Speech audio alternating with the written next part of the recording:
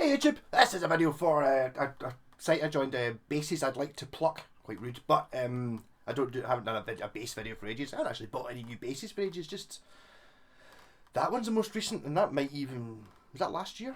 Maybe months ago anyway. So I've dug out my Schecter, Chandler built Schecter from about the 80s. The reason I've got Fiction Factory Feels Like Heaven 1984 Top of the Pops on is because there's a possibility that this is the bass in that video.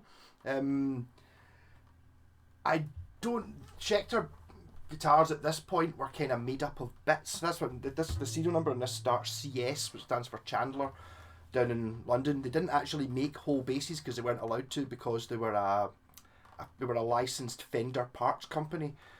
So they could make every bit you wanted to make any Strat, Tele, P-bass, jazz bass, I think. I don't know if I've ever seen a jazz bass, but so you could get like a replacement neck and body or parts, all the parts.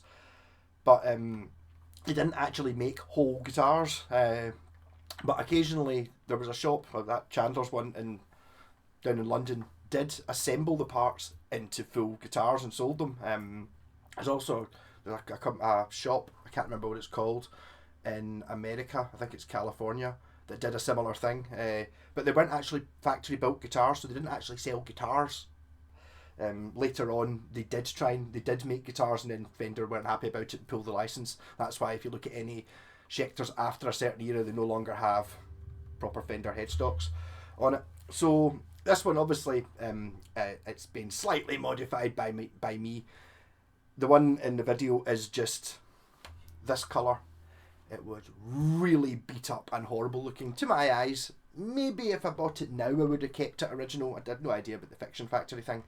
So I'm not sure how many of these were actually made. Kinda could have been a one-off, just using bits.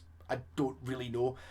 To be fair, I've never seen anything even remotely like this one anywhere online, and I've been looking for years anywhere apart from that one.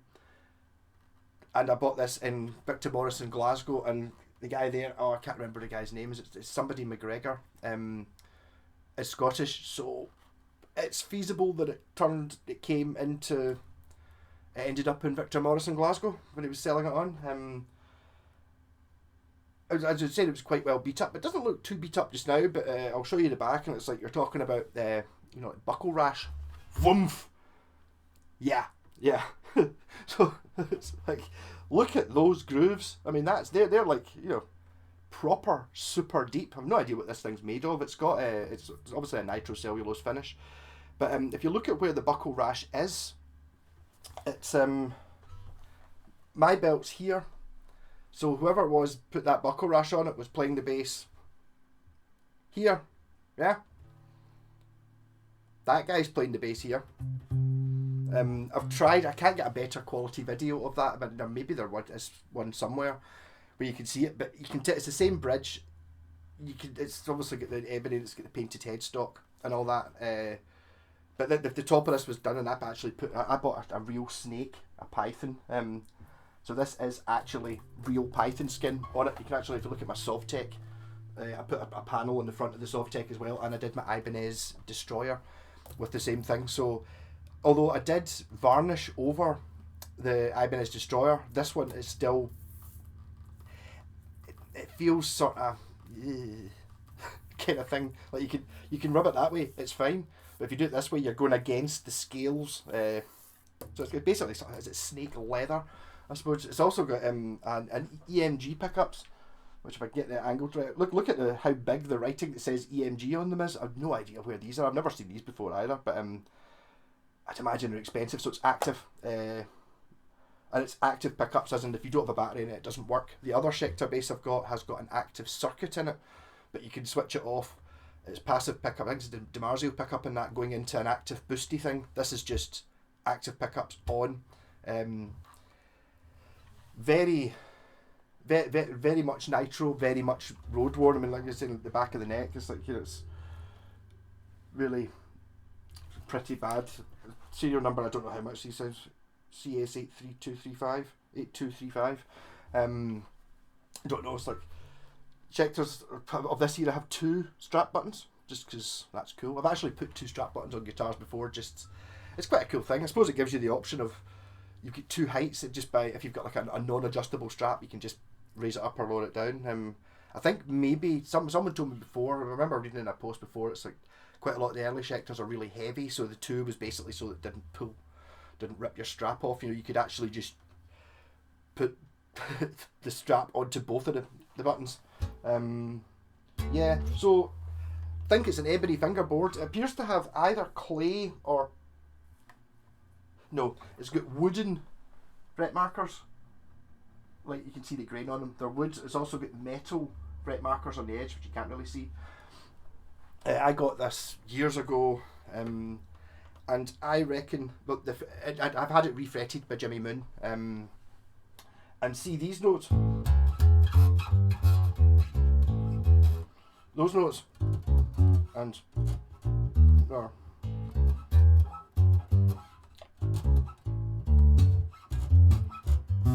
those frets were the most worn down frets I've ever seen on any guitar. They were literally down to the wood on those frets. So I think this, whether it was this chap or who he sold it to, this was used by a heavy gigging rockabilly band who played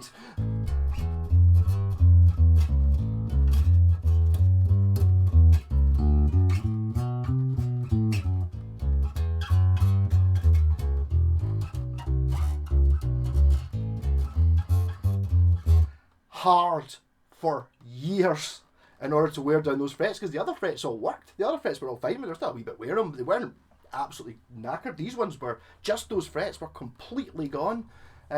Quite surreal. I remember going to the studio with the band I was in at the time and having a jam, and it was like some songs I could totally play and the bass sounded amazing, and other songs, if it had one of those notes in it, it was just like you'd be playing going just like nothing. There was absolutely nothing there, so I got it refretted.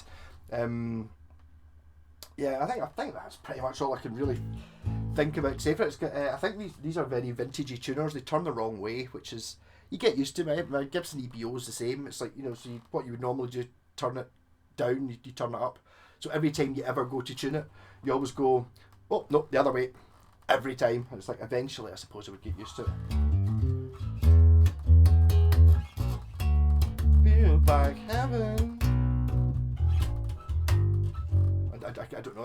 I've never actually worked out the play song. Maybe this may be the first time.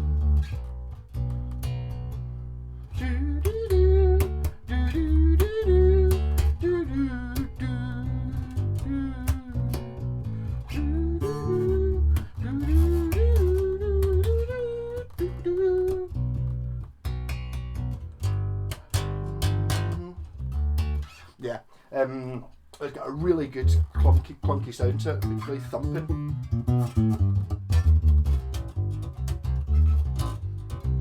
Back at the time, these basses, Schecters were, I think, if you'd basically got a top 10 hit and you were going on top of the pops and you were down in London to go on top of the pops, you would buy yourself the most expensive bass you could find.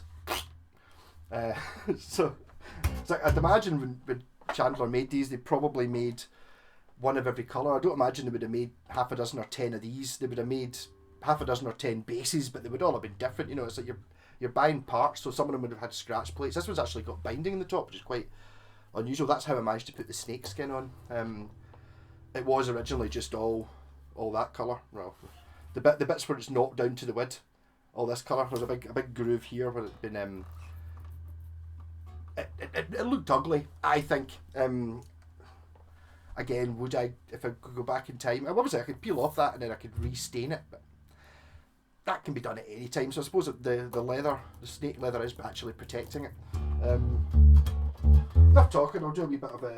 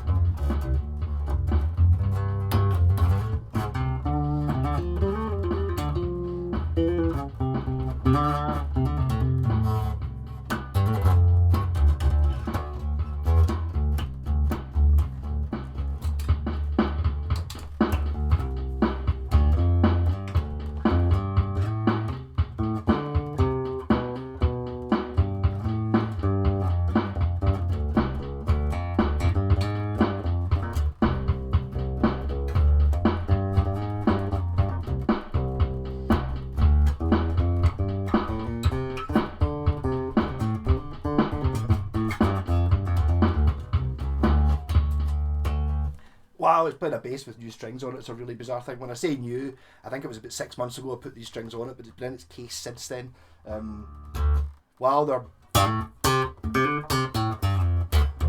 don't really ever play like that. That probably overloaded the mic quite badly there. So if you've got one of these that looks like this, give me a shout. It's one of those things I kind of don't want to know that it's well, to find out whether it's that one. I actually tried looking up Fiction Factory when 6 months ago. It was my pal. I wasn't aware of this for years. That it's possibly that bass. I kind of, if it's not, I don't want to know about it. If you know what I mean. So I'm kind of not doing lots of research into it, but it's a totally, it's, I give it the best bass you could, the best P bass you can get, sort of thing. I mean, schecters are well known for, especially this era, are well known for being super good. You know, they were, I think they were it was about 1,500, $2,000 for a schecter guitar in 1982, 3, 4 sort of thing. Which is quite a lot of money. I think that was kind of roughly twice what a Fender was, because it's a higher spec. And it's amazing how worn this is. Well, I suppose I did have to refret it. So I didn't refret it, I got it refretted. So I might be using this in the Black Sabbath band, I'm not sure a snake, it kind of suits a bit more, it's not, maybe not a Steel Panther type job, because it's not like a pure neon snake, and it's not a graphic, it is just actually a snake. So I wouldn't be doing any international travel with this, or any world tours, just in case.